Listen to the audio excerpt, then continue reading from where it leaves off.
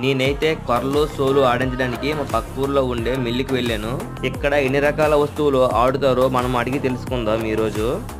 ఇది పసుపా? ఇది పసుపు. ఇది కారం. అది అందులో మినుములు నూక పప్పు చేయడానికి, ఇది పిండి చేయడానికి. ఇది ఓకే. ఏ ధాన్యమో ఇది కూడా పిండి రకాలది.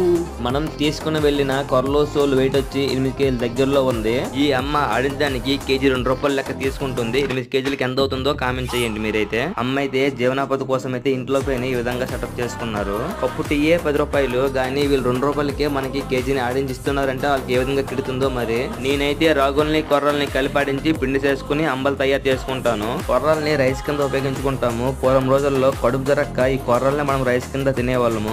ఇప్పుడైతే ఎంత డబ్బులు సంపాదించినా ఖచ్చితంగా చాలా మంది కొర్రల్ని తింటున్నారు, ఎందుకంటే వాళ్ళ ఆరోగ్యం కోసం. మీరైతే వీడియోని సబ్స్క్రైబ్ చేసుకోండి.